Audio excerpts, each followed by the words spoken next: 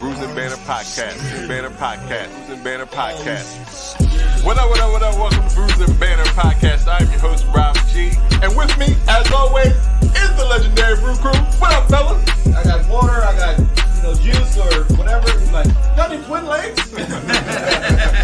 Matter of fact, I do. My question to everybody is, does Delaware have an actual culture? This is the podcast that we talk about beer, but we also talk about a lot of things that's happening in the world, politics, movies, anything really that comes to our mind while we're here sampling these brews.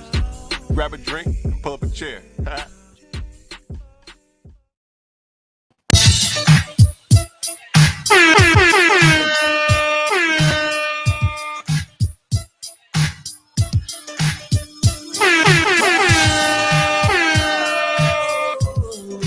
Hey. I remember right where I was at when I first heard this song. It's weird. It's so weird, but I do. This shit became a hit like overnight. Return of the Mac. He had a whole comeback with Burger King. Yeah. Oh yeah, he did. That's right. I think we had a conversation about where he come back from. Like, where'd he go? Returning Mac. Where was it? Right. That's what made it so good. That was the main question. Where did the Mac go? Was he the Mac? I don't know. I don't even know the words of the song other than the chorus. I don't know what he's talking about. And I just know, yes, I do. Yeah, I'm dating myself. Other than the chorus is yes, I do. I'm dating myself, but that was a part of our senior year. I guess songs. 1997. That's why I said I remember exactly where I was when that song but that came was 1997. That it seemed like it's so much older than that. Nah, man, I was right in the wheelhouse. Shit. It's right in the 90s. That's right in the 90s sound of all that. Yeah, R&B / hip hop, whatever that was that the Mac was doing. Who's his name? What's his name? Now Mac Morrison. Oh, that's why it's Return of the Mac. But I don't know why. Oh yeah, because he the Mac, so he is the Mac, Yoda. But we don't know where he returned from. I'm lying. His name was Mark Morrison. Oh, Mark. Shit. No, maybe they call him Mac. Fuck it, I don't know. Is Mac short for Mark? No, or maybe he was thinking about the movie Mac, and he was returning. Like it was like that same thing. Return to the Mac. So he was returning, like the Mac movie. So he was. That was the 70s in the 70s. Okay. So maybe he's returned. 20 years later, he returned. That's the only thing I can think of. The Mark. Return of the Mark. What up? Welcome to Brews and Banter Podcast, where the topic is the rocket and the brew. Well, that'll be the fuel. And I'm your host, Rob G. And with me, as always, legendary Brew Crew. What's going on, fellas? Hi. What is going on, everyone? Return of the Mark. The Mark Morrison. Everybody's good. Everybody's good. Happy Mother's Day for people who watching live. Happy Mother's Day, ladies. Listen to on Tuesday. Happy belated Mother's Day. But I hope you had a great Mother's Day and all that good stuff. This is episode 163 of Bruising Banter Podcast. And so we do have another great guest with us this afternoon.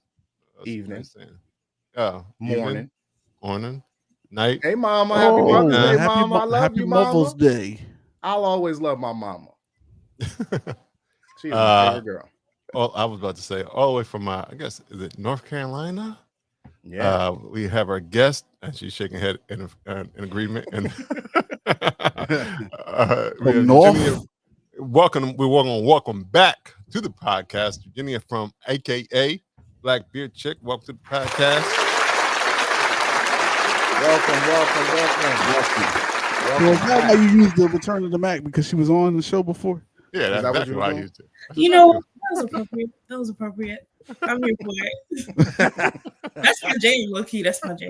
Yo, it's everybody's jam. Everybody loves the Mac or the Mark. For some reason, that is the party. That's the party starter, and it's been around for. He can't do anything else, but he can do that one song. Has he done anything else? I don't know, but nobody wants to hear anything from him. Right? I would say he never tried. He never tried. I don't even know if he had any other songs. Like, no, he never tried, Yoda. He never tried. The song is too perfect. The song is too perfect. He went out of the studio and he blew up.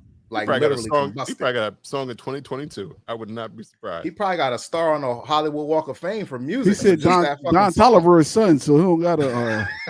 Is that for real? Nah, his name is Don Morrison. Yeah, that's real. Y'all are funny. They do kind of vibe a little bit. Like I feel like he could remake Return of the Mac. Yeah, he could. Right? You're just looking it up, aren't you? Right. He does. It's funny because he had an EP called Trippin' in 2021, but it's 25. It looked like it's number 25. A Return of the Mac mixes. So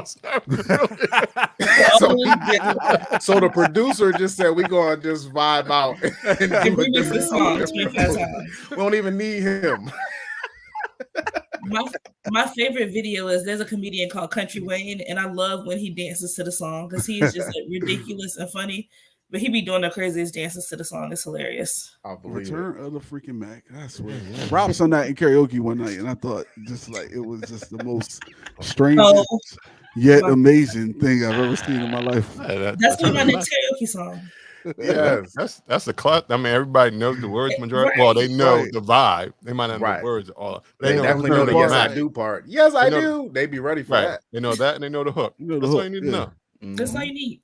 Yeah. Then you get them clapping after that second. When the second hook start, you get them clapping. You got them. Right. You may win the karaoke day. Once again, we want to welcome Eugenia back to the program. Welcome. Thank you for having me. Like I said, she's a returning guest, so she is a resident member of the community, our Brew Crew community. I don't know where I was going with that. I appreciate it. I was waiting to see where you was going with that. Yeah, my eyes were raised. Me and Lou, eyebrows were raised. Like, I've never heard this. We've had a lot of meetings. Now he done with the community. Right. We got to come up with the call returning guest or people in. I don't know. We'll work it out. Returning guests. Sounds wonderful. Yeah, but you got to be like a whole collective. Like, oh, you are part of some kind of community. Everybody has nation. Wait, am I the first returning guest? No, I just never thought about what he just thought about the names right now. Nah, he's free balling. She thought she had something going on. You see, wait a minute, am I the first returning? Yes, you were. Yes, you are. Yeah. It's okay. You don't gotta help me feel special. I thought I was special. Go back and look at no other episodes because you were like, I'm like the fifth. Everybody comes back on this show. Everybody can't be me though, so here we are. This is factual, right? Well, before we get into all the good stuff, we always like to know what everybody's drinking on. So, what are we drinking today? Well, we start with our guest. Eugenia, what are you drinking today? I am drinking. This is a really cool can. It's called High Top Hop. And basically, one of the local beer people here, his name is Marcus, and he has a high top. And so this is him on the can. And he released this beer a little bit ago. It's a hazy pale ale, 5.9%. Really easy drinking. So that's what I'm sipping on. Oh, nice. You said it was 5.1% pale ale? 5.9, a hazy pale ale. Hazy pale ale. A hazy. Oh, nice. Could I see it again, please? You sure can? You want to see the beer? Yes. Yeah, so politely.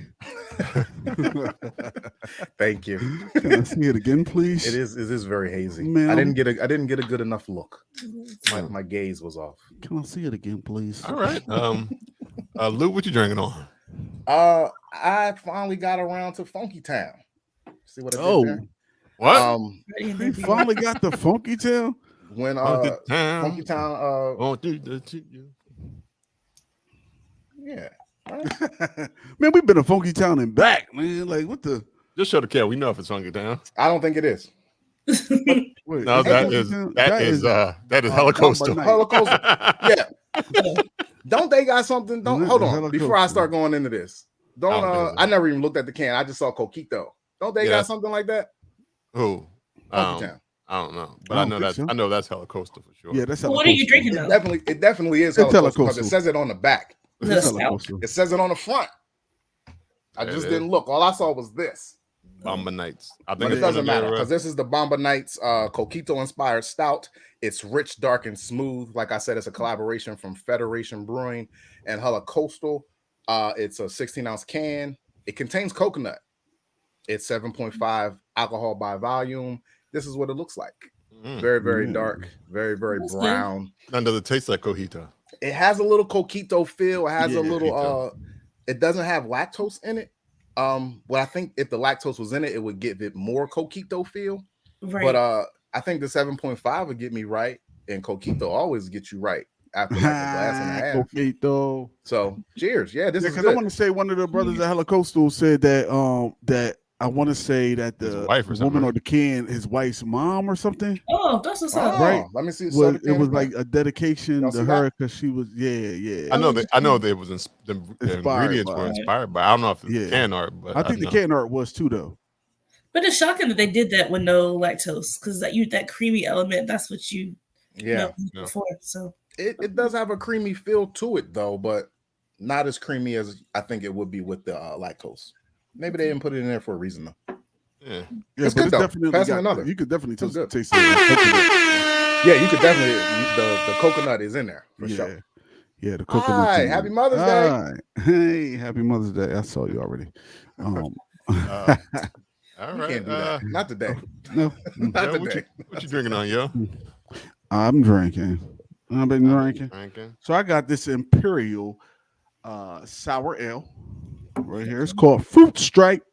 Kind of like, remember like the gum back in the 90s? That nasty ass gum. Does it taste better than the gum? Oh, that Fruit Stripe gum, you used to chew that thing for 3 seconds. Chalk flavor going. It would dissolve in your mouth. Was this the zebra? Did it have a zebra? Yeah. Yep. I was like, yikes, stripes, fruit stripe, some shit like that, something. Mm-hmm. But this is from Magnified Brewing, and they're in New Jersey. Now, where at? I don't know. Oh, Fairfield, New Jersey. But even the can looks like the gum. It does look like the gum. Yeah, for sure. It looked like they had a collaboration with them. Nah, but you know how they got away with it? How? Spell fruit with 2 O's. Of course. Got him. The English language is trash anyway. That's how you really supposed to spell fruit. That's the real way. Trash ass English. Got him. They said no. Yours is McDonald's, ours is McDowell's. We got the Big Mac. We got the Big Mac. We got the Big Mick. You got the fruit stripes, and we got the fruit stripes. But I feel like beers like that are always like big hits because it's so nostalgic. It takes people back to like their childhood, and you want to buy it just because of the can. That's like, that's so true. It's like buying a T-shirt. It's like buying a T-shirt with Nintendo on it or some shit. I saw the can and I was like, oh. Yep, that's why you bought it too. Like, I don't care how this tastes, I'm buying it. But it's brewed with strawberries, raspberries, and vanilla, and this comes in at a high 8% ABV. Wow.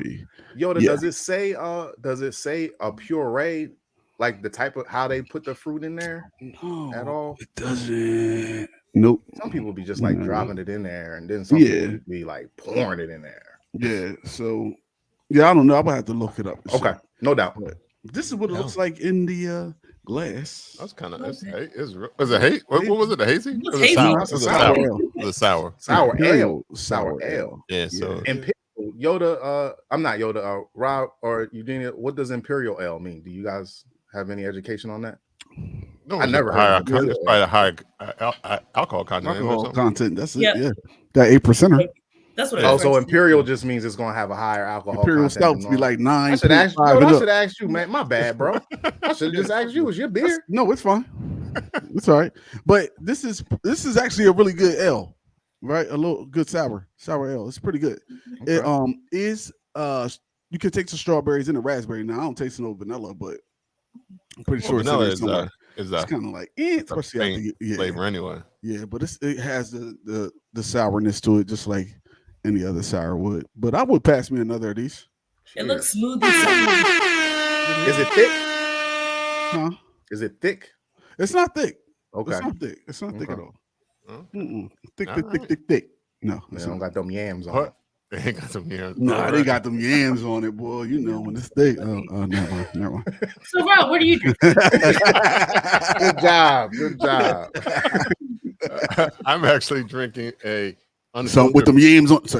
Unfiltered Pilsner from my Sly Fox. Is called Slugger. There it is. Oh, I like that. I like the can. I know where they're from. They're from out of Pennsylvania. Yes, they are with the Redfield Philly uniform colors. I mean, they used to be bomb, yo. I used to love them Philly uniforms. Yeah, they are out of Pottstown, PA. Oh, Pottstown. I think they just had their annual goat race and beer fest. It's a Bach and goat race. I think it was earlier last week. I think it was. Bach? Yeah, they raise goats and drink box. Yeah. Baby goats are cute though. They really are. Yeah, they are, but like it was. Well, I guess it's kind of like Kentucky Derby goat racing. Have you guys ever seen the meme of the 10-year goat challenge? It's a picture of a baby goat, and then it's a picture of a curry goat next to it 10 years later. That is so disrespectful. That is disrespectful. I thought it was wonderful. Oh my God. What else are we doing with goats in 10 years? That's horrible. First you race them, then you eat them. Race them to get them nice and tender. Because it is unfiltered, so it is kind of cloudy. It's not super. Right. No, super crisp. They did make the point to say unfiltered. They probably was like, supposed to be a Pilsner, but fuck it. It's unfiltered Pilsner. What's the ABV on it? It is, I just knew that too. 5.2. Okay. Something light. It's not too heavy. Yeah. Light day. Yeah, but I'm looking at this. It's for the game. That's a game day beer. Yeah, true. I'll be asleep by the time the game come on. But no, I'm talking about like because of the Phillies. Yeah, right. Yeah, they won. They won today, so that's good. Cheers. We need to go 2-0 to them. But this got like little sediments. Ooh, that's the fruits. That to me means it has a lot of fruits in it instead of just like a dip. They pour. What if they use aseptic puree? That's what I'm thinking. I hope they did. That would be nice. Did. I mean, that's how you get your fruited beer fruited. Yeah. You're not putting just regular strawberries in anybody's mash, so they use puree. Right. Yeah. Because the strawberries is heavy in that joint, so yeah. All right. Well, everybody got some great beers, and we're excited to know what Jenny has been up to. I know she just came back from Minnesota on her way to Atlanta, living in Charlotte. It's Minneapolis, though, right? It is Minneapolis. Yeah, Minneapolis, Minnesota. All right, I knew I know it's Minnesota. I wasn't sure where exactly the city was, but all right. So the floor is yours. Let's know what you've been up to, how you've been doing, all that good stuff. Welcome again, getting into the program.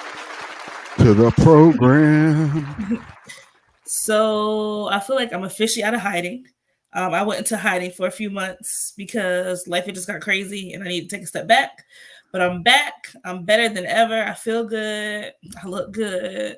And yeah, I've just been chilling. I've been chilling. So just got back from CBC, for those that don't know, Craft Brewers Conference, which is the national conference they have once a year where all the different breweries and brewers get together and people from the industry get together to discuss the state of beer. They have something called the World of Beer Cup Awards, but it's pretty prestigious because basically very similar to GABF. That was incredible. This was my first year, so that was super dope. Coming up, I'll be in Atlanta this weekend for a conference. Excited, talking about basically what has been my mission, like Black women and women of color in the craft beer industry and really our role in space. 2 weeks ago, I was on this other panel for the International Women's Beer Summit. That was really cool. So yeah, I'm just up and trying to get out there again, trying to connect, build relationships, network, pour into my own cup a little more this time because I did a lot of pouring into other people's cups. So that's what I've been up to. Is that why you had to take a step back? Why you said you had to like chill out a little bit because you was pouring too much into other people? Yeah, I did, and that part comes so natural to me because I just love people. But yeah, I had to take a step back because life got heavy. 2021 was straight shit, to be honest. I was dealing with personal stuff. My mom got sick with cancer, so having to navigate that. I had cataract surgery at 34, which is crazy. Just a lot of stuff happening. And so I was like, you know what? I don't have the capacity for anything else, and definitely not this beer industry, especially when at that time you had so much of the Me Too stuff popping off and just so much just drama and just really exhausting things happening in the beer. So honestly, I'm happy I took that time off because I was able to just like hide out from all of that.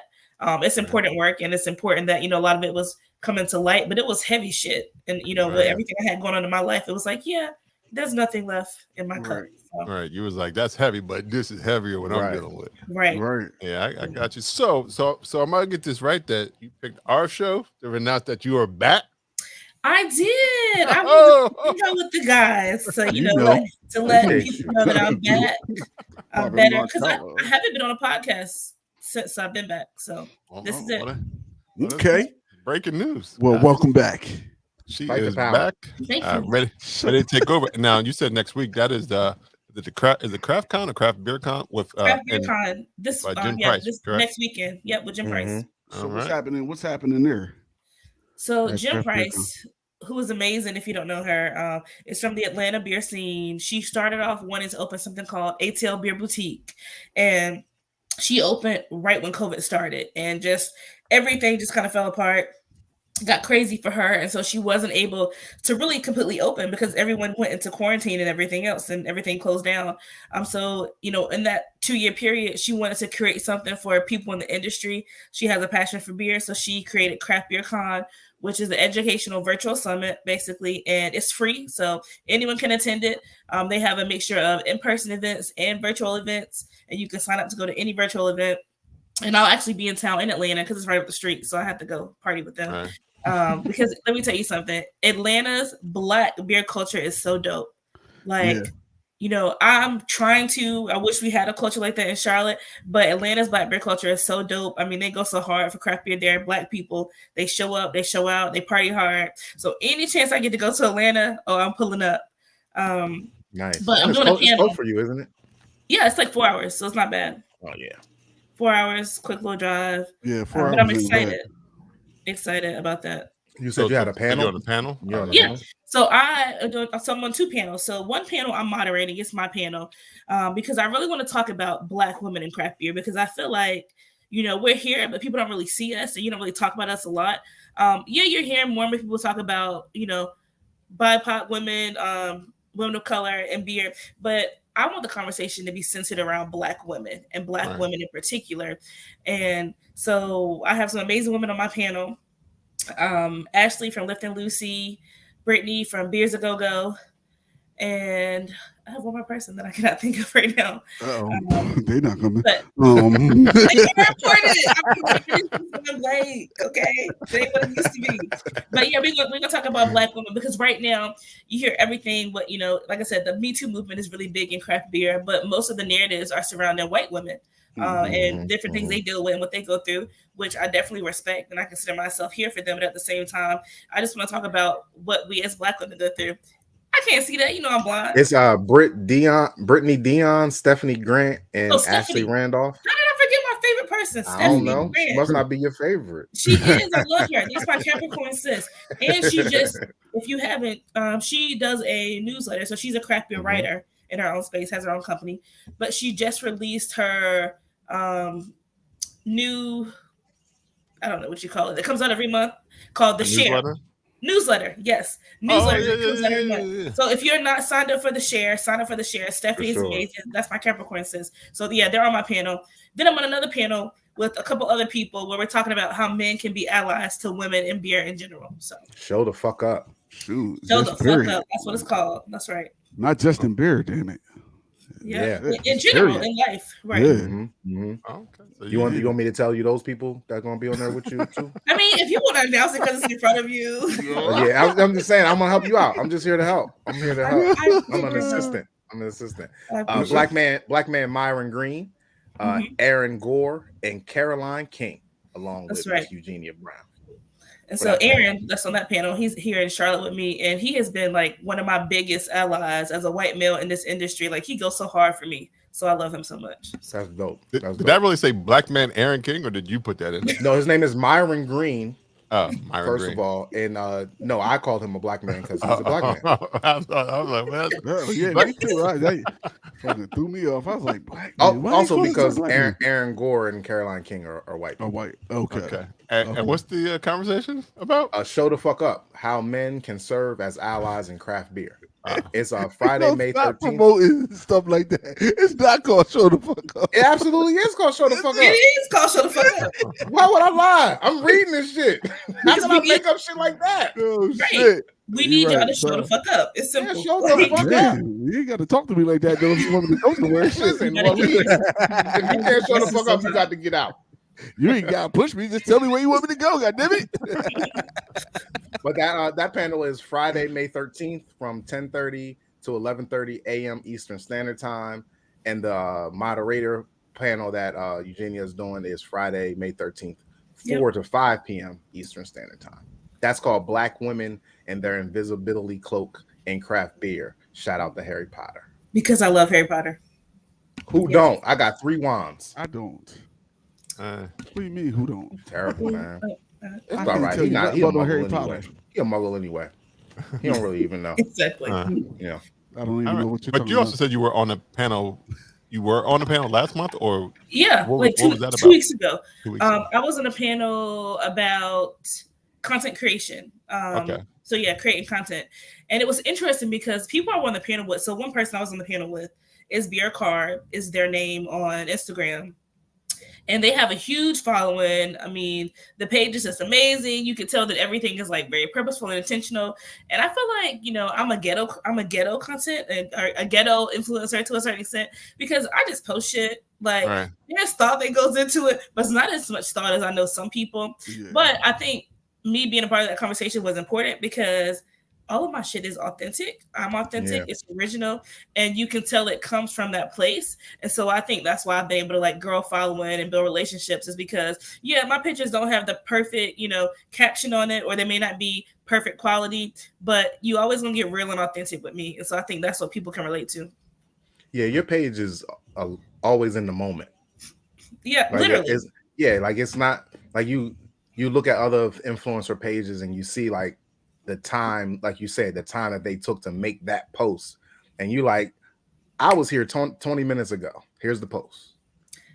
Like, I'm having a great time. I wanted to share it with people. And I think that's a refreshing thing in the beer influencer industry, just to see people out having a good time. And like you said, when you weren't feeling good, you didn't post. Right. When you're feeling good, I'm out here and I'm posting. I'm doing what I need to do for my LLC. Yeah, but it seems like when you got in the streets, you've been busy. Out there. Yeah, she was like, listen. I'm outside. Like you said, she was filling up other people's cups, and now she's trying to listen, look, last year, like I told a lot of people when I talked to them, like 2021 was the worst year of my life because it really felt like it. So I made a promise to myself that I was not going to stress in 2022. And, I may worry about something here and there, but I have not stressed about a damn thing this whole year. I feel good. Like I'm in such a good space. Like, and it feels so good because I was in such a bad place for so long that, I mean, we're 5 months in and I have not had a bad moment yet. I've been living my best life and I'm in the streets and I'm outside. So let me ask you a applause for that. Well, yeah, right. But so what have you been doing differently? You want to know my big thing that I've been doing differently? Going back to church. I can't even lie to you. Like, my faith has always played a huge part in my life, but I was one of those people like, I don't gotta go to church. I can do this on my own, and which is fine. But I realized that I needed going into that physical place every Sunday and being poured into. And I joined a little like small group, like a little Bible study group, and that was great. And so just filling my cup spiritually helped me mentally and emotionally because I think that's where I struggled the most because I live in my head, like a lot of us do, and so. Going back to church, like I don't care if I'm partying until 3 a.m. on Saturday night. I'm getting up Sunday morning and going to the 9:30 service. You be like, amen. They be like, girl, here go Mint. Yep. I smell that beer. That lager is on her breath. But praise the Lord, lager breath. Like that made a huge difference. And then honestly, like choosing to be happy and choosing to not let things stress you is a decision. Right. And realizing that protecting your peace is the most important thing in your life. Everything else don't matter. I mean, it's a decision. So it's a decision I make every single morning. Like, nope, I'm not letting you get on my nerves today. I'm not letting anything disturb my peace. Like, if it's not pouring into my cup, if it ain't making me happy, I don't need it. I love it. What's up? This mental health moment has been brought to you by Black Beer Chick. and this is Mental Health Awareness Month, ain't it? Absolutely. It is. It should be every month. What are you talking about? Women. Yeah. It should be. But this is what but yeah, that's mental health and self-care at its peak. Right. That's dope. Yeah. And it's important. So self-care is important. So I guess with because I know you're talking about the I guess I can ask this question too in terms of like what you said was the first time at CBC in Minneapolis. So how'd that go? What was your purpose? What was the purpose of going out, just to go, or did you actually want to just go and soak it all up? So I've been wanting to go to a CBC for a minute. It's one of the spaces where you have breweries and people from all around the country there. So I knew it would be a great networking opportunity. And I've never been to a GABF, which is similar, but that focuses more on the beer. I think CBC focuses more on like networking and industry as a whole. and just kind of talking about the state of beer. So I kind of finagled my way up in there. So I'm not attached to a brewery right now, which typically, you have to be in like the beer space or retail space or something. But I was able to get away with applying for a media pass. So I kind of document and share my experience. Mark that down, I got Rob, for next year. And so, and so I did that. And yeah, it was great. Like, for me going into it, I wasn't sure what I necessarily wanted to get out, but I know I would get something out of it. But I think more than anything, it was amazing just to like meet people in person that I feel like I had known because I talked to them like over the internet, through COVID, before COVID. My initiative really launched at the beginning kind of COVID when I started. And so I got to meet so many people. So finally being there in person, and physical touch is like my love language. And so being able to like hug people and touch them and like put my arms around people I felt like I was already connected to, like that was so powerful. Networking with people that I never met before. Like I intentionally made friends with these guys from Hawaii because I'm trying to go out there and hang out with them. Shout out to Tenant Brewing. Definitely. So from what I could tell, this is my first year, but a lot of people said it felt different this year. One, they hadn't had a CBC in person in 2 years. But two, if I can predict, I would imagine this was the most people of color they've ever had at a CBC. That was going to be my question. Like we were there. Yeah. Like it was a whole last family reunion. Like I legit felt like it was a family reunion. And I kept joking the whole weekend, like black folks gonna find black folks, because like literally I just kept running into us. And we knew each other because it's a handful of us almost. So a lot of us knew each other already from social media. So to be able to just like kick it and hang out and chill, I mean, it was just a dope space. Oh, so you met Sam too, right? Yeah, I met Sam, and we had talked for forever. I was on his podcast, had never met him in person. I mean, just meeting like Alyssa from Rhythm, I had never met her in person. So being able to hug her and talk about being a Black woman in this beer space, and it was just incredible. But the one thing I will say that stood out the most to me, so the networking and the people, that was big. But walking through the expo. So as you can imagine, all these companies, they come to this conference presenting their equipment, whether it's hops, whether it's new malt, whether it's new canning equipment or anything. So walking through that expo, you would think that I'm invisible, that I'm just walking by and people are not going to really talk to me. Because typically they want to focus on the brewer or the person that is able to make decisions for the brewery. But every booth I went to, they stopped and talked to me, asked me questions. Oh, well, are you brewing? What do you do? And compared to places I've been before where it was like, okay, they saw right past me, like people were actually committed to just, talking to anyone and making sure that everyone felt welcome. And it was a very welcoming space, I feel. Nice. Good. I think that really nice. The industry, the craft beer industry as a whole is starting to just realize that it's more than just the brewer and the people that's running the breweries and all this stuff. Because like us, we don't. I mean, we're not brewers or anything, but like we're still part of the craft beer industry. And You're the consumer. I think people are like recognizing that they're important, just as important as the people that's making it. So, right, absolutely. And it was it's always cool that, and I know they had a whole panel about diversity and inclusion in the beginning of the week. I don't know if it was before the actual conference started or that the day before. I'm not sure exactly when, but I saw it was a lot of folks actually from Atlanta too, who were on those panels as well. So people, I guess they are trying to make an effort to bring it in, but it's all good. He said he got his Rolodex up. Yeah, we met him at the at Barrel and Flow. I was about to say Fresh Fest. Yeah. Barrel and Flow. I have a question for you, Eugenia. Why you said that you weren't affiliated with a brewery, but you were able to finagle your way? Why did you have to finagle your way? Like to me, in my mind, you're an influencer in the Black beer community and the craft beer community as a whole. So why do you have to be affiliated with a brewery to be at the CBC? Well, and I don't think you necessarily have to, but typically the benefit of being affiliated with a brewery is that they pay for you to go. If you are not a Brewers Association member, it costs $1,200 to attend that conference. Yikes. Okay. $1,200. If you are affiliated with a brewery, it costs $600. So a lot of breweries will cover the cost for their employees or to send a few people to go. And so let's be real, that's expensive. Like absolutely, double the price. Yeah, I mean, finding a place to live, paying for a flight, and paying for admission into the conference. And I say finagle, but honestly, while I don't walk around feeling entitled, I feel like I deserve to be there. That's what I was thinking. Like, you shouldn't have to be affiliated with a brewery. Like, right. You are who you are. That's something that I'm getting used to. And, you know, I've had a conversation with Marcus from Weather Souls because he's been back and forth to Charlotte a few times, so we've gotten a little bit closer. But you know what? Like, I need to start taking advantage of, you know, the little bit of clout that I have from what I've done and using it. But I've always felt so guilty. Like, I always feel like I had to pay my way and do this and do that. You know who would love to hear you say that? If Devin was here today, he was nope.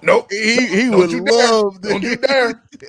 Yeah, but it's always made me feel uncomfortable. So like, I don't ask anybody for anything. Like, you know, I try to make it happen, make a way. I'm like, no, I need to take advantage of some of these situations. And so I say finagle, but I feel like, you know, I have a huge platform, and so my experience and what I share with people, based off of my time at CBC, is important.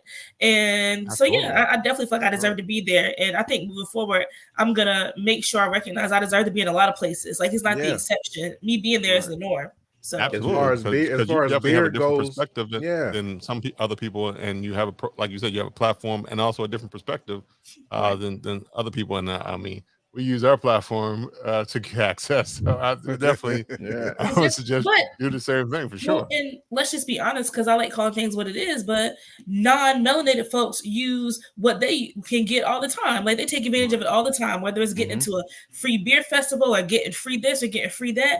And like, I've never been a person that like had my hand out wanting anything, but to a certain extent, it's like, you know what? I feel like I put in some work and I deserve it. I was about to say the same thing. Yep. And even like, one day, so they had the documentary of Once a Pint at a Time, or one pint at a time. One pint at a time, yeah. Have y'all seen it? Yeah.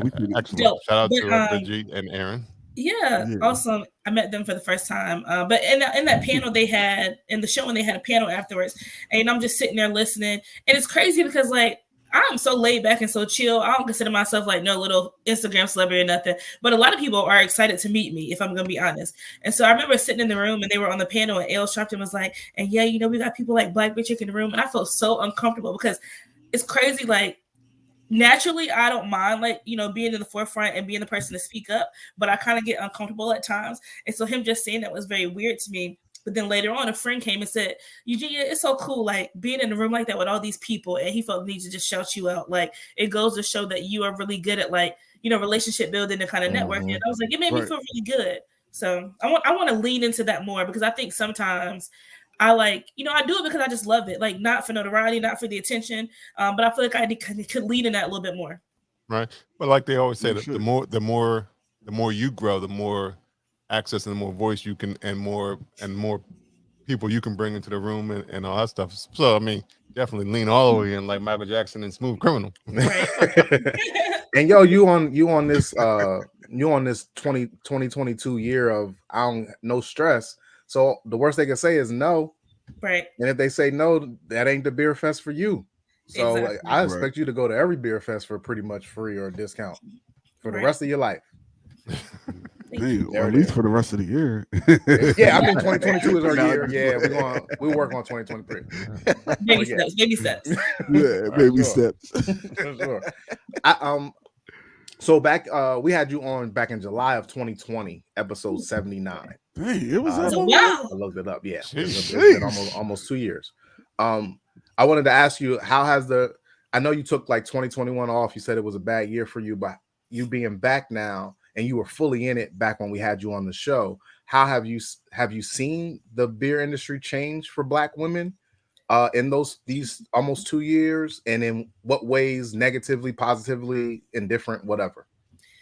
I have, to be honest with you. So when I launched the Road to 100, like, that was literally me just thinking of a way to bring more Black women or women of color into beer, because for so long I have been so protective over my space. And we hear the term gatekeeping, but a lot of times we think of, you know, white people, non-melanated folks gatekeeping.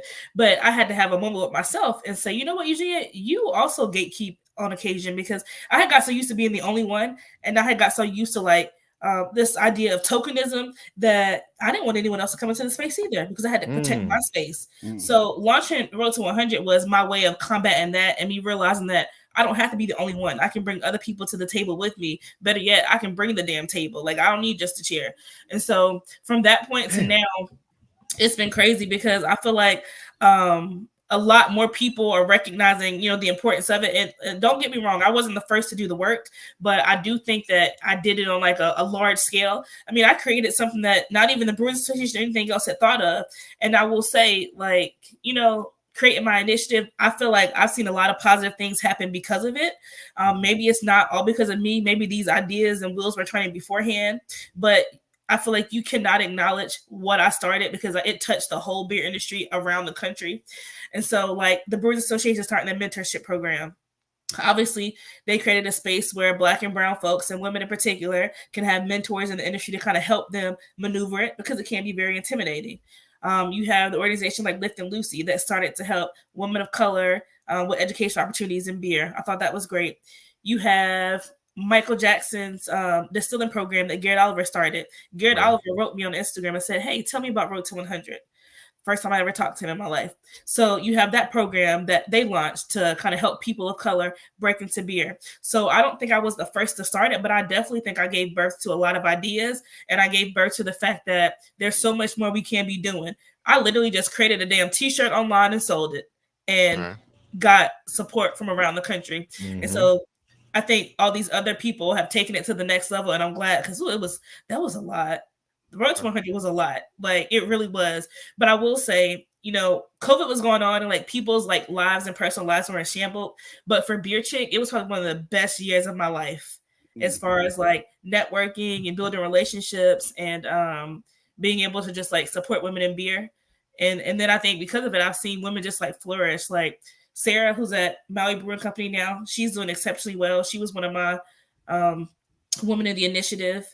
Then you also have, of course, I can't think right now. She's based out of Chattanooga, but she's doing great. She's in the Michael Jackson program right now. Nice. So I mean, it's just been awesome to see. Troya? Troya. Yeah, Troya. Yeah. So Troya, she's in my initiative. Yeah. So she just tested.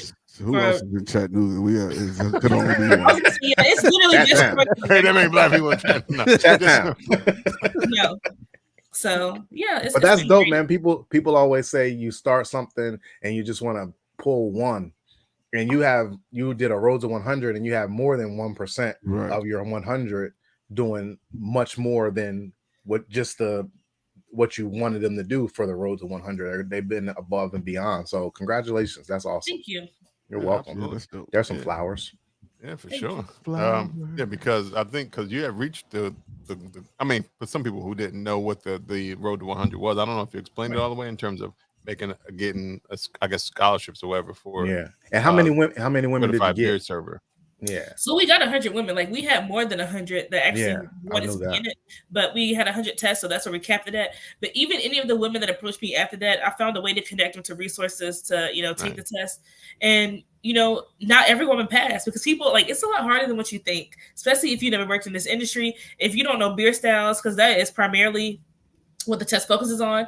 We had a lot of women pass. We had a lot of women that didn't pass, and a lot of women where life just happened and they had to kind of pivot, because while they may have wanted to work in beer and transition full time, life happened and they just weren't able to. But if anything, it was a great introduction. And I think for a lot of people, a great realization that, guess what? You can do this and you deserve to be here if you want to be. Absolutely. Like, the amount of messages I got from women who just simply needed someone to just like speak life into them and believe in themselves. Because when you see craft beer, all you see is white guys. So you don't think Black women, like, or as a Hispanic woman, I belong. So right. And then to the women that fail, it just lets them know, like, oh, I could try other things. I can try different things. I could fail at things that I never thought I would even try. Exactly. And it was still, you know what I mean? Like, that's cool, man. Another congratulations. Yeah.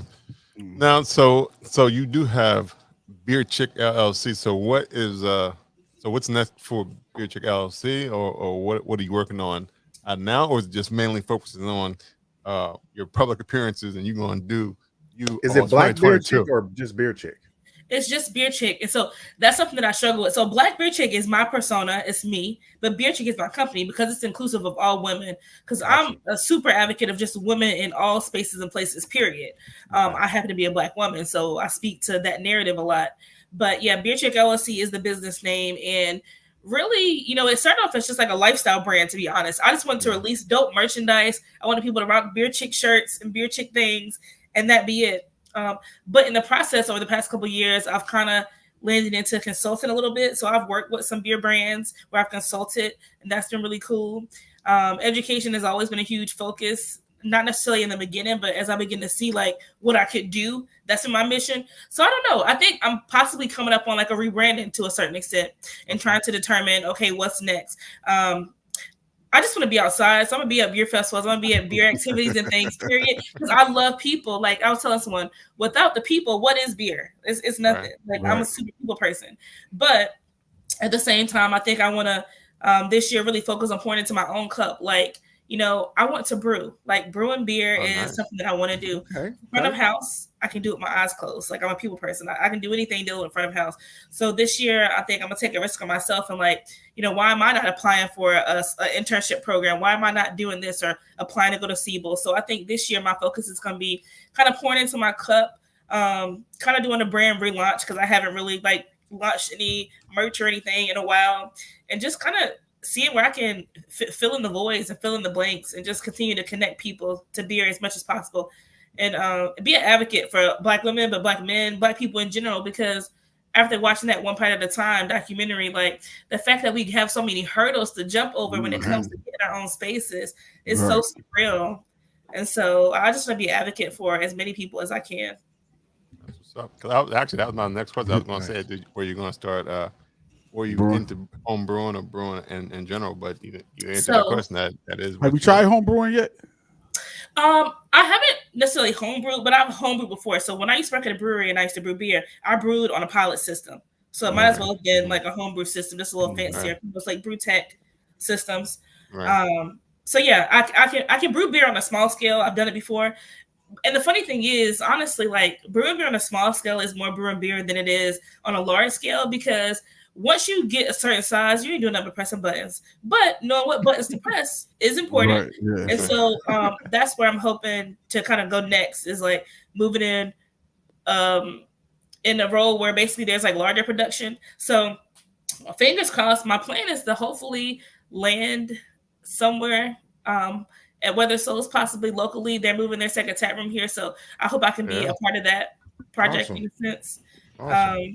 But yeah, so because I'm not in beer right now, so I'm hoping to like make that move again soon.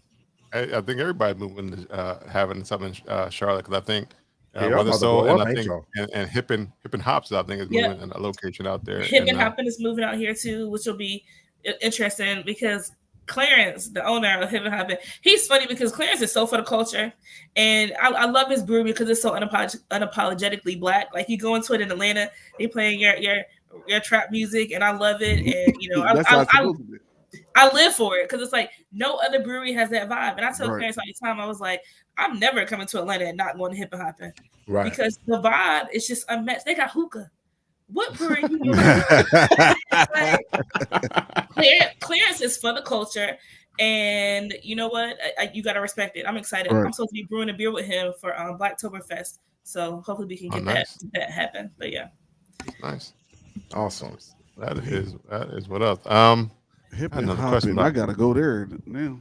Yeah, I heard it's. I mean, they doing major. We gotta get to Atlanta, yo. The food is bomb. They have oysters with collard greens on them. Like what? Like last month, they just had like their year anniversary, I think. Yeah, and so Clarence, people don't realize this, but his family has a history of just like being in business. They started with funeral homes.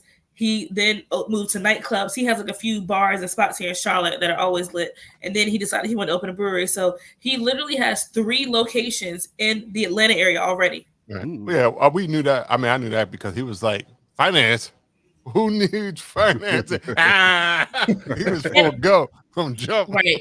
And I think that's the hard part, because wonderful. I mean, you have people that have been trying to open their brick and mortars for forever, and they have things on the ground. And Clarence just pops up like, "Oh, we opening this location this week, this location next week, the 3rd location. Now you have a 4th location in Charlotte."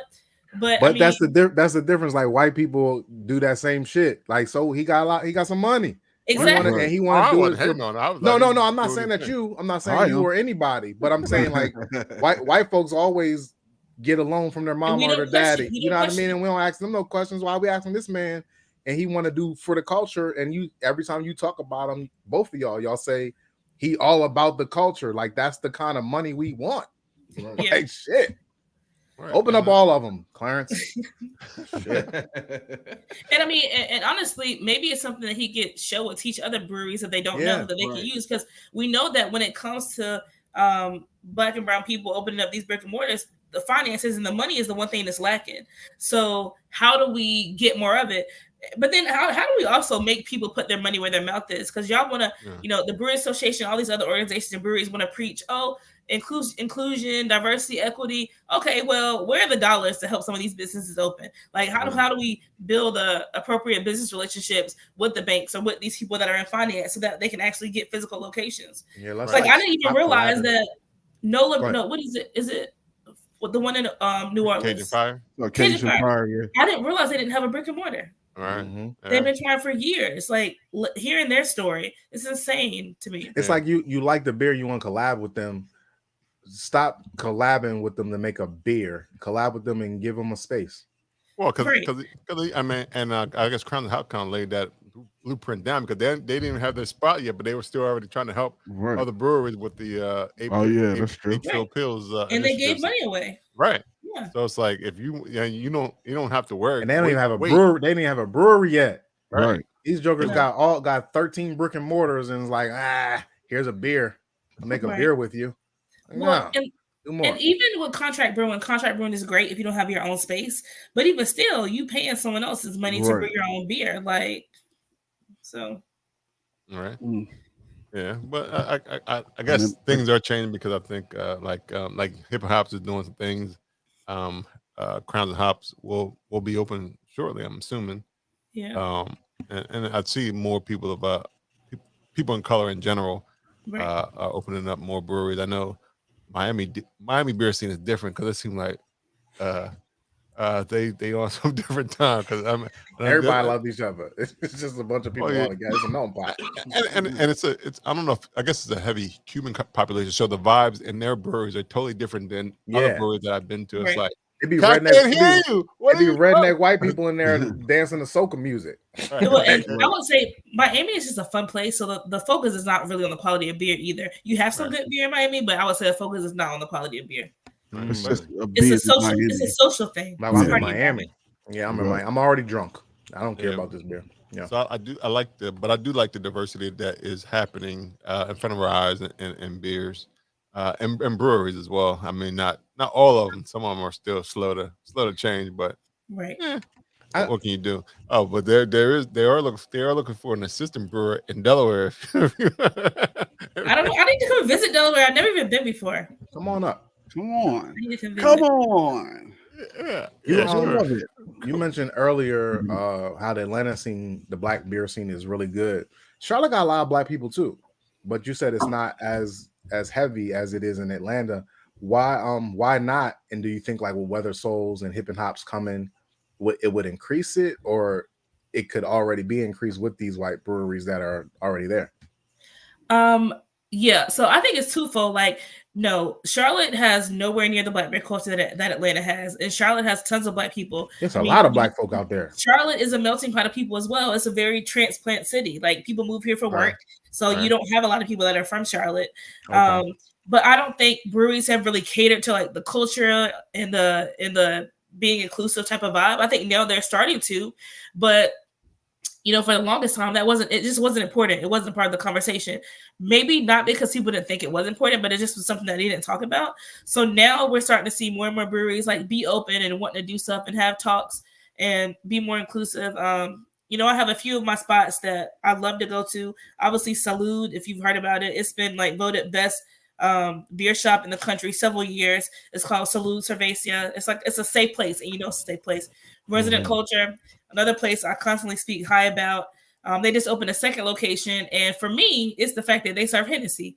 Like, a lot of places, and I hate Hennessy, sorry, but a lot of places won't serve Hennessy because they know it caters to a black demographic.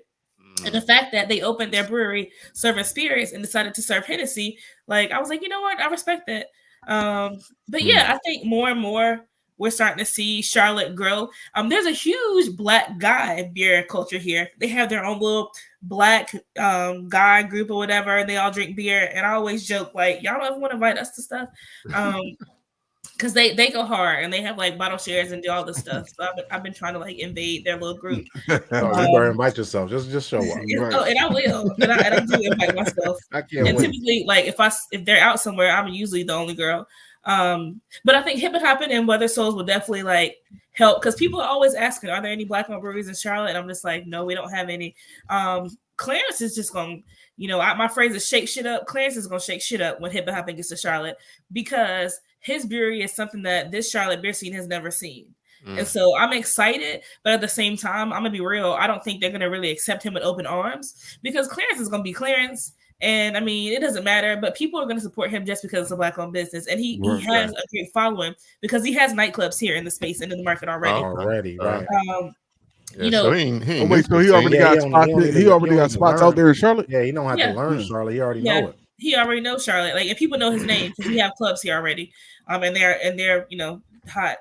And I think with Weather Souls, Marcus is like growing a reputation with obviously the Black is Beautiful and his stouts that people have been searching for his beer anyway. So him moving into the market, it'll get a lot of support. So I'm excited, and I want to do more work around helping like create Black culture here.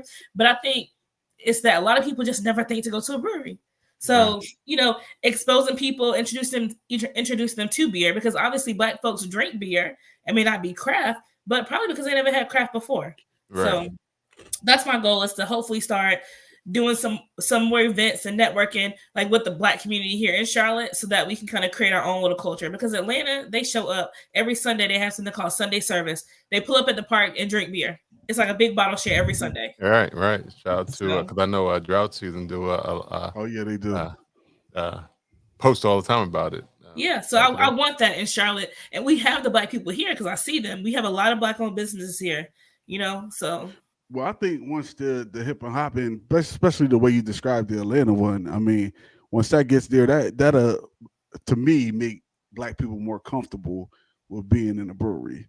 Exactly. And it's not really like a brewery feel, especially they have hookah and shit in there. Like it's not really even thought to not have Hennessy in the brewery. Like if you're gonna have spirits, I never even thought to not have spirits. Right, like you're not gonna have Hennessy, and then I know why you don't have Hennessy.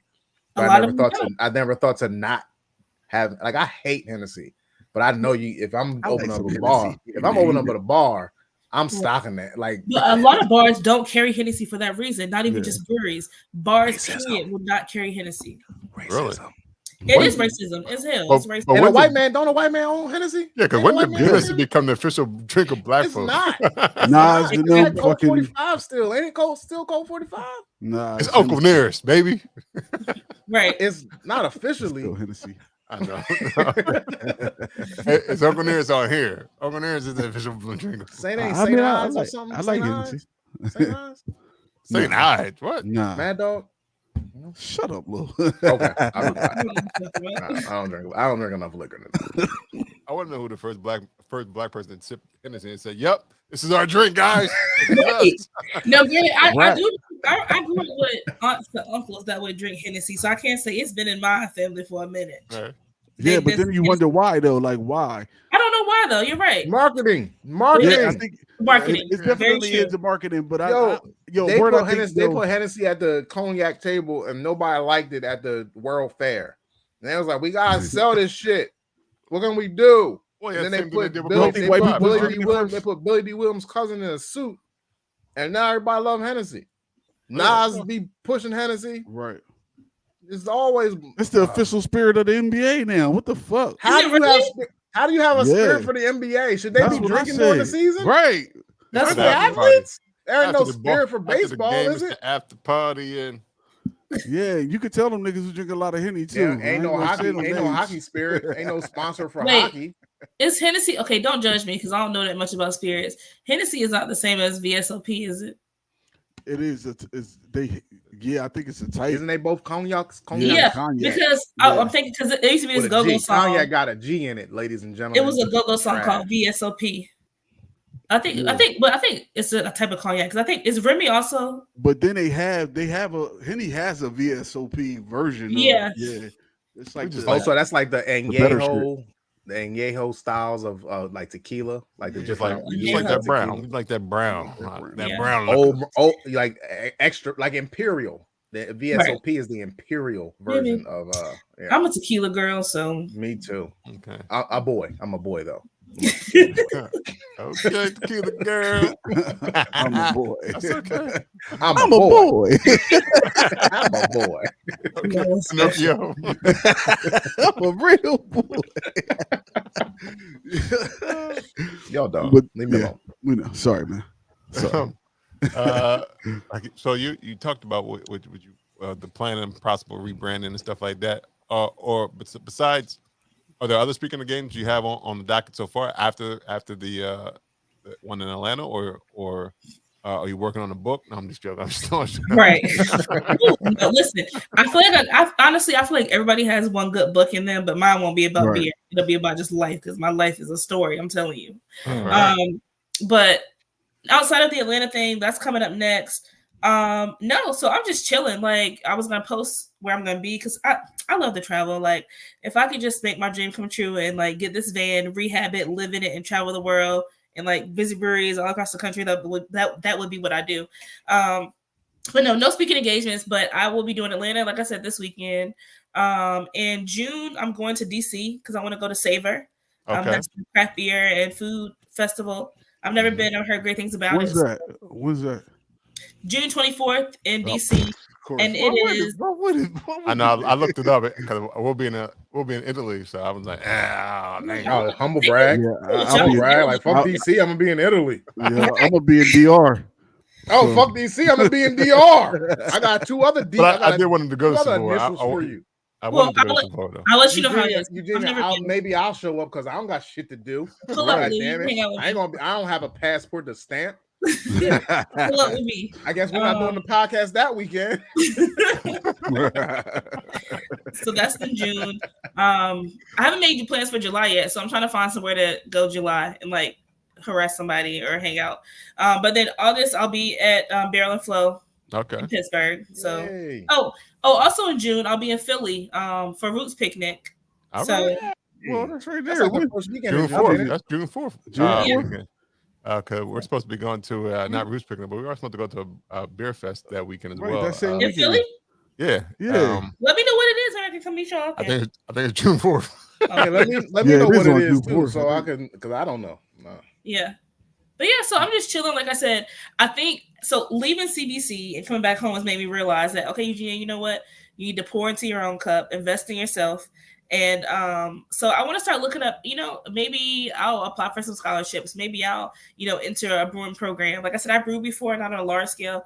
And I'm more of a hands-on person, but I'm a super advocate of like education, period. So been trying to just like look at what the next steps for me will be. I spent so much energy and so much focus on other people that now it's time to like focus on where I want to land in beer. So that's my goal right now.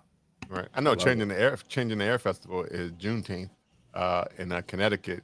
Okay. Shout out to you. I know they use their money for scholarships. I think someone got that scholarship. A lot going on in June because Matt got something going on Juneteenth. Oh yeah, their Juneteenth, his Juneteenth picnic on Juneteenth for Mac Brewing. It's stretched in June and July, and y'all gonna be out of the country. Yeah, so y'all can't do nothing. Y'all going to beer fest out of the country? You going? I know you are, Rob. Trying to find something. I'm trying to find something in Italy. I mean, I'll try to find some beer, but I don't know about a beer fest. I wonder if it's a brewery in the DR. Yeah, I'm sure there has to be. Yeah. So the crazy thing about the CBC and World of Beer Cup Awards, Japan won like some crazy categories. Like I want to say for a lot of the IPA categories, Japanese breweries won. And when you think IPA, you do not think of Japanese brewery. But my friend Aaron Gore, that's going to be on that panel, because he's like a super beer nerd and he studies beer trends and everything. But he said, okay, now's the time that we start looking at other countries, because who would have thought Japan would come into the World of Beer Cup and rack up? And not only like specialty categories, on simple categories like IPA or, that everybody makes. Yeah. Well, Brandon talks highly of Japanese. Brandon, Black Beer Travel talks highly about. He can't talk enough about Japanese beers. Yeah, for sure. And that's why I love beer though, because it's such a like innovative and creative space. But imagine the ingredients that they're using, the hops they're using. Well, it's different. So you put a lot of rice, even just the soil. I know that rice lager banging. That's what I said. The soil in the water. Is it? That rice lager probably chef's kiss for sure. Right. But you put that in front of a beer judge and they try something they've never tried before and it's different. Right. You have to love it. And that's one thing with me, like in beer. I want to experiment. Like, yes, we love your Citra, we love your Mosaic hops. They're great. Right. But, while I was at the expo, I was talking to this guy from a UK hop company.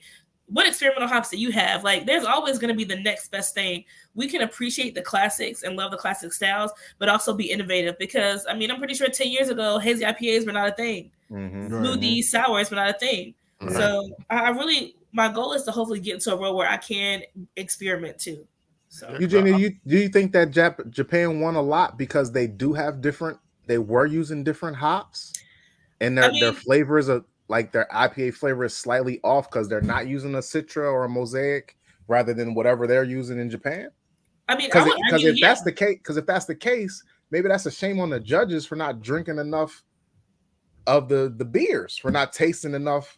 You know what I mean? Because if we're going to be like, oh, that's so different, I like that beer.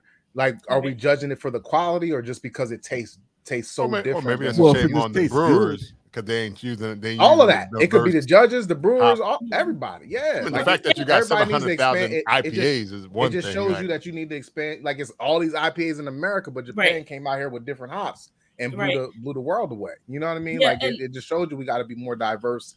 Always in all things, and even in hops. Yeah, but also the technology that they have in other countries because this weekend there was I went and toured Surly, and they've been controversial I think in the past, but I went and toured them because I want to see their brew space because I'm still a beer nerd, and their brew house is amazing. They have 100 barrel system, 1600 barrel tanks. Like, it was just massive in size, and on the day we went, they were installing this new filter, and it was the only one made in the United States. So thinking about the different access to technology the other breweries have and the equipment that they're using, and I think that also makes a difference. And we know that Japan has always been very advanced when it comes to just technology and different things. So I think it could be a matter of technology, a matter of the ingredients, because ultimately all the beer judges they all use the BJCP, so they're judging on the same guidelines. But I think just the innovation and like maybe how the beer tastes.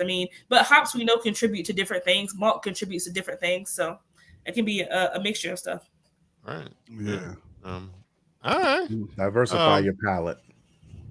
Right there. Like Beer Travelers. Yep, that's what Brandon says. Diversify your palate. It's always true. Don't be trying to plug that nigga stuff on. Say no. Jesus. What up? What's going on, my brother? What's going on, man? Cheers. Cheers to you. Cheers to you. That's why we brothers.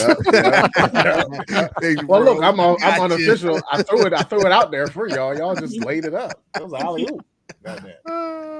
All right. Any more questions for Eugenia? No, it's just good seeing you again.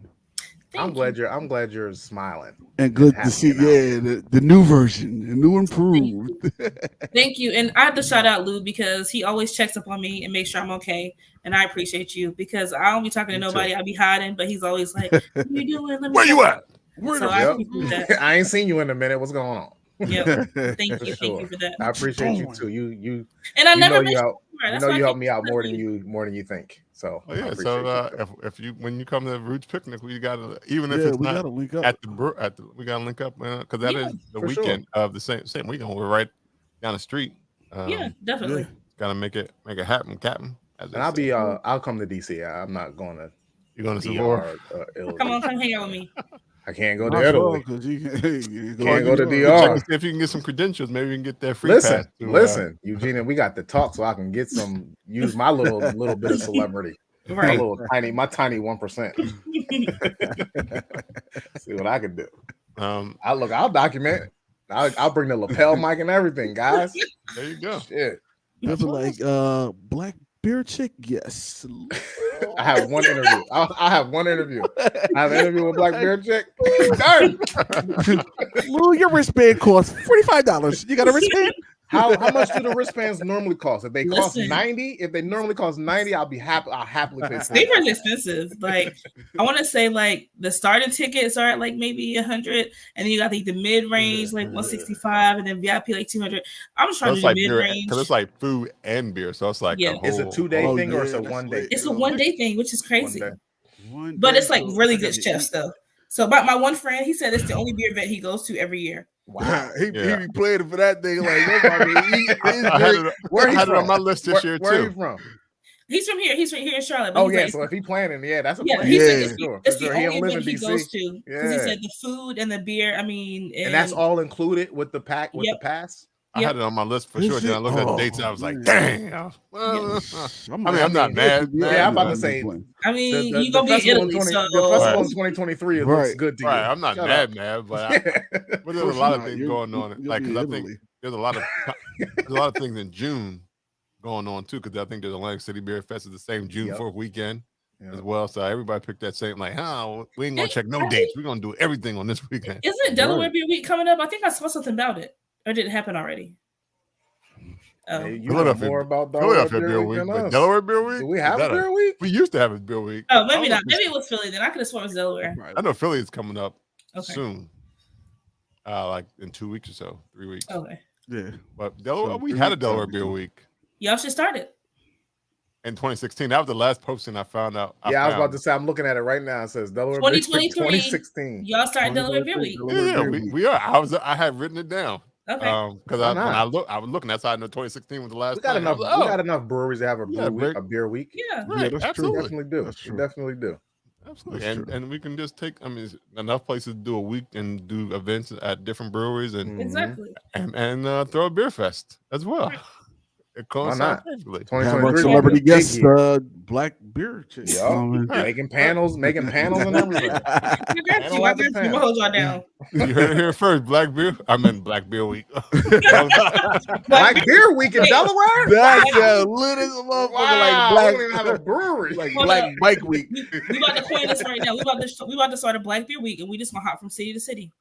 Here it is. Black Beer Week America. Yo, that'd be lit. No, Black Beer Week America.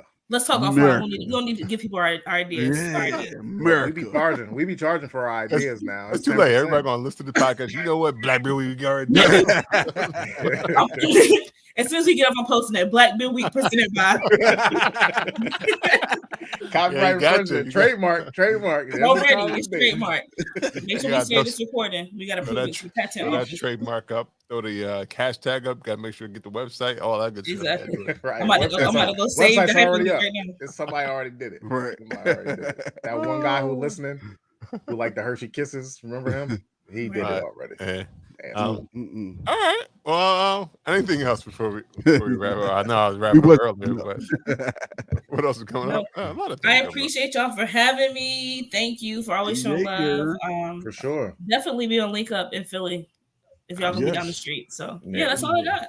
Thank you. All right. Well, want to thank Eugenia for coming on, aka Black Beer Chick, coming to the podcast. Anytime you need anything, girl, you let us know. If we can help. Because we're going to let you know if we need some help, for sure. Let me know. You famous. You famous. She is. She famous. Yeah. She was like, she finagled. No, she was invited. No, she finessed. Like, that was a... It wasn't even finesse. They saw her name. What? Finesse is worse than name. Yep. They saw her name and said, absolutely, no brainer. And then it was confirmed when you were in the panel and somebody just mentioned your name randomly. He ain't have to mention your name. He did it. They gave her a standing ovation. Yep. I don't know. Did all that. She got all the free beer she wanted. Easy standing ovation. Okay. That's when you said it. That's what I thought of when he said it. Like I was like, All right. Before we go, we always like to know how people can find everybody on these worldwide webs. So how can they find you, Eugenia, on these social medias and Instagrams and Facebooks, all that good stuff? So Instagram, obviously at Black Beer Chick, as well as Black Girls Drink Beer Too, where I highlight other Black women into craft beer. And then my website, check it out. Want to see what's going on with me? blackbeerchick.com. There it is.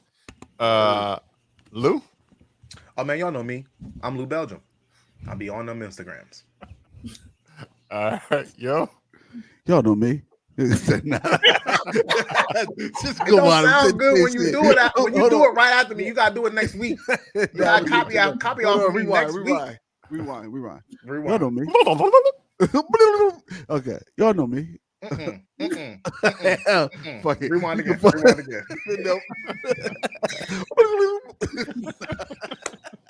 You can find me on IG at IM302YOD. Hey, yay. All right. You can find Bruising Banter Podcast on Instagram, Facebook, and Twitter at Bruising Banter Podcast. You can also listen to the podcast on Apple Podcasts, Google Podcasts, anywhere you listen to podcasts. You can even say, hey, Alexa, play Bruising Banter Podcast, because we are on Amazon Music. And I always forget to say, because people don't really check it out, but you can find us on iHeart as well as Pandora. Right. People will check out those places for podcasts.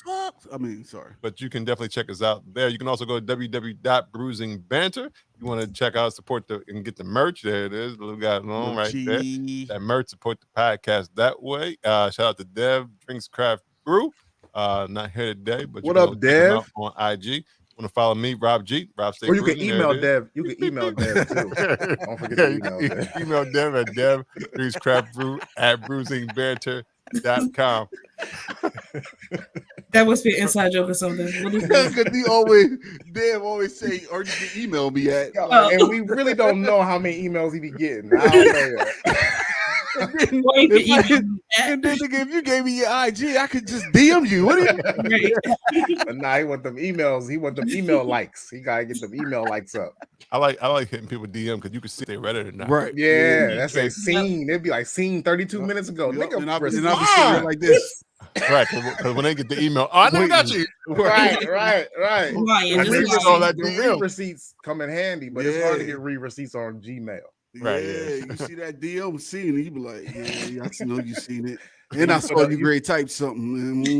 Right. And the 3 dots went away. Where them 3 dots go? They wasn't followed by no caption of no shit. Then you start sending them emojis with the lie, like, what you doing? Yeah, I'd be like, somebody better have smacked their phone out your hand in the middle of you typing. Oh, I thought your phone must have fell in the toilet. Oh, well, this has That's been the excuse another. You always get. My phone fell in the toilet while I was texting it. This has been another episode of Bruising Banter Podcast. Check out Delaware Beer Week 2023. Whoa, coming soon. Black Beer Week, America. What the hell? Returning to Mark Morrison. He'll be back. Until next time, this is 163. Until next time, have a good week, everyone. Goodbye.